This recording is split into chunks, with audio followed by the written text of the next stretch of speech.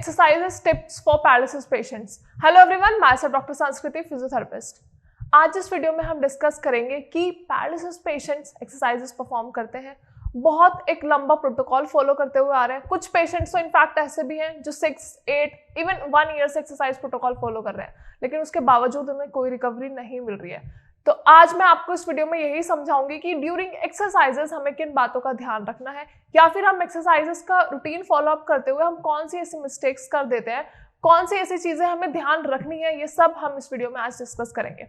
Generally जब भी श्रेयाज में हमारे यहाँ पेशेंट्स आते हैं तो उनका सबसे पहला कंसर्न यही होता है कि मैम हम बहुत टाइम से एक्सरसाइजेस कर रहे हैं, और वो बहुत टाइम उनका सिर्फ 1 साल या 2 साल नहीं है। कुछ पेशेंट्स ऐसे होते हैं जो उससे भी ज्यादा ईयर्स से एक्सरसाइजेस कर रहे होते हैं, लेकिन फिर भी उनकी रिकवरी, उनकी ग्रोथ कहीं ना कहीं रुक गई है और पेशेंट सेटिस्फाइड नहीं है जो भी उनकी एक्सरसाइजेस हो रही है या फिर जो भी उनकी मेडिकेशंस चल रही है। तो आज इस वीडियो में हम डिस्कस करेंगे कि वो कौन से ऐसे फैक्टर्स हैं जो हम एक्सरसाइजेस के दौरान कंसिडर करना भूल जाते हैं और हमारी रिकवरी अच्छे से नहीं हो पाती। सबसे पहले आपको ध्यान ये रखना है कि जो भी पेशेंट को एक्सरसाइजेस परफॉर्म करवा रहे हैं, वेदर वो आपके थेरेपिस्ट हैं, वो आपके केयर गिवर्स हैं, या फिर आप खुद अपने रिलेटिव्स को या पेरेंट्स को एक्सरसाइजेस करा रहे हो, अपने पेशेंट्स को एक्सरसाइजेस करा रहे हो, तो आपको ये ध्यान रखना है कि एक्सरसाइजेस के दौरान आप ज्यादा थक रहे हो या फिर आपका थेरेपिस्ट ज्यादा थक रहा है या आपके पेशेंट ज्यादा थक रहे हैं। इससे समझाने का ये मतलब है कि जब पेशेंट्स को हम पैसिव एक्सरसाइजेस परफॉर्म कराते हैं, यानी पेशेंट खुद से तो एक्सरसाइज परफॉर्म कर नहीं पाते क्योंकि उनकी बहुत ज्यादा वीकनेस होती है और मसल्स में पार्शियल लॉस या फिर कंप्लीट लॉस हो चुका होता है।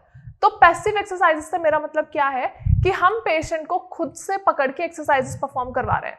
अब आप उनको ये रिपीटेशन चाहे 100 टाइम्स करवा लो, चाहे 200 या 500 टाइम्स, लेकिन पेशेंट जब तक पेशेंट के माइंड में खुद से क्लिक नहीं करेगा, जब तक पेशेंट खुद से इनिशिएटिव नहीं लेते, कोई फायदा नहीं है ऐसी एक्सरसाइज कराने का। और इससे हो क्या रहा है? इससे कुछ नहीं हो रहा। पेशेंट तो स्टैटिक लेटे हुए हैं, थेरेपिस्ट आए हैं या केयर गिवर्स आए हैं, एक्सरसाइजेस परफॉर्म कराए एंड दैट्स इट।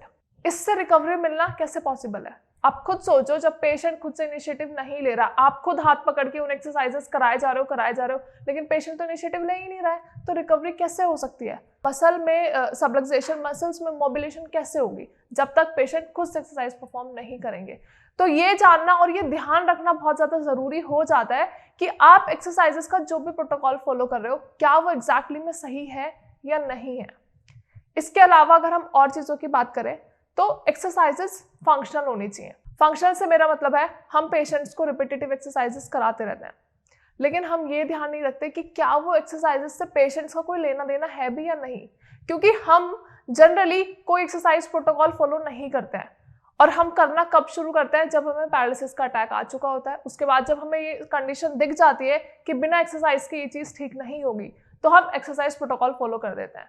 तो हमें ध्यान ये रखना है कि हम अपने पेशेंट्स को उन एक्टिविटीज में इंडल्ज रखें जो वो अटैक से पहले करते थे। और ये आप कैसे करोगे? आपको अपने पेशेंट से पूछना है कि ये जो हम एक्सरसाइजेस अभी कर रहे हैं, क्या ये आप पहले करते थे या फिर आप रिकवरी होने के बाद करोगे? तो अगर आंसर उनका नो होता है तो आपका रिकवरी का, आपका प्रोटोकॉल, जो भी आप एक्सरसाइजेस करवा रहे हो पेशेंट को, उनका कोई रोल नहीं है, उनकी कोई इंपॉर्टेंस नहीं है। क्योंकि सिर्फ अटैक आने के बाद आप उनको नंबर ऑफ एक्सरसाइजेस करवा रहे हो जो कि उनके रूटीन में कहीं भी ऐड नहीं है, तो पेशेंट्स को रिकवरी मिलने के कोई चांसेस हैं ही नहीं। इसलिए मैंने पहले एक वर्ड यूज करा, एक्सरसाइजेस फंक्शनल होनी चाहिए। फंक्शनल इन द सेंस जो पेशेंट्स पहले भी कर रहे थे।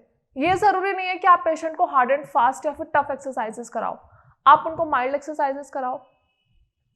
अगर आप पैरालिसिस पेशेंट्स को बेड से उठा के बिठा भी देते हो तो ये भी उनके लिए बहुत इंपॉर्टेंट एक्सरसाइज हो जाती है। क्यों? क्योंकि उनकी मसल मूव हो रही है, उनका पोस्चर चेंज हो रहा है, उनकी बॉडी अलाइनमेंट चेंज हो रही है।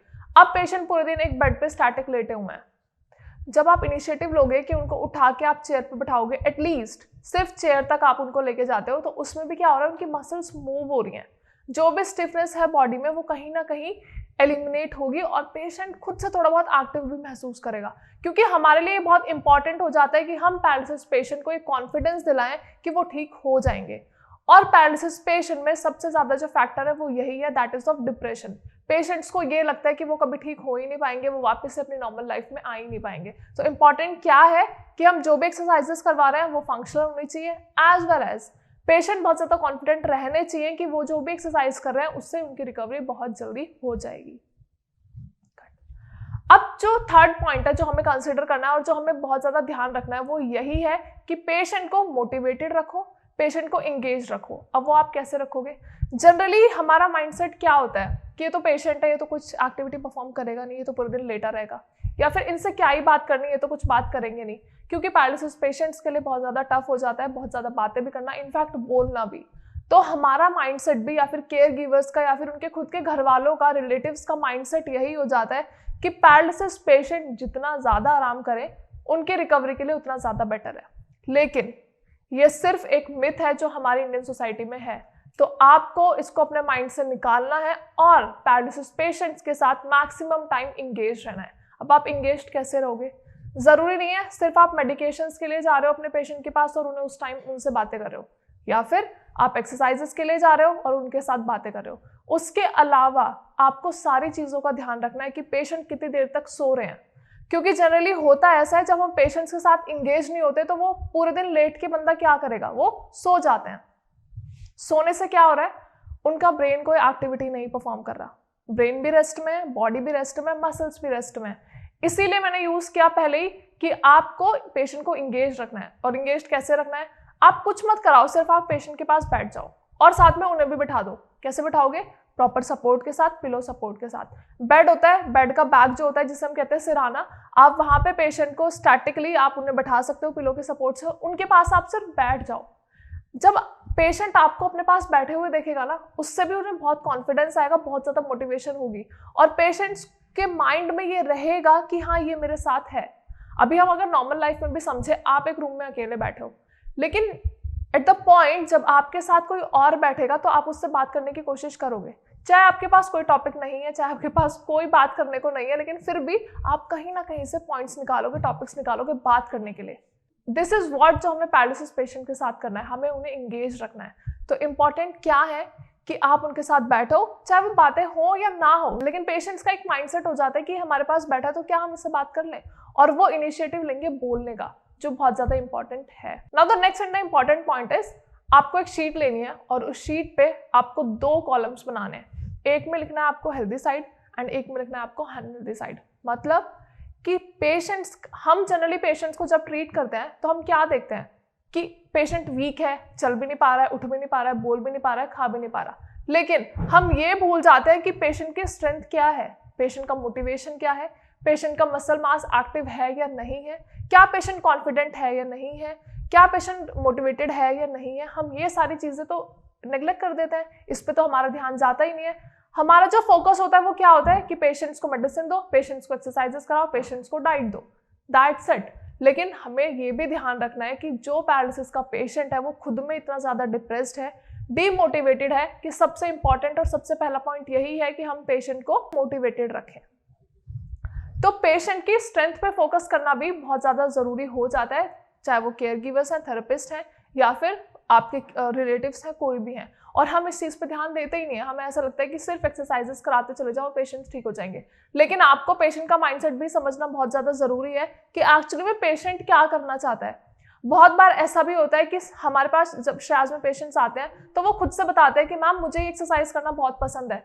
तो आपको यही पॉइंट कैच करना है कि जो पेशेंट खुद से कर रहा है, जो पेशेंट इनिशिएट ले रहा है, या फिर जो पेशेंट की ब्रेन एक्टिविटी हो रही है जिसमें वो खुश है, क्योंकि हम जब एक्सरसाइज खुद से करते हैं तभी न्यूरोप्लास्टिसिटी का मैकेनिज्म स्टार्ट होता है और तभी एक्चुअली में ब्रेन वर्क करता है।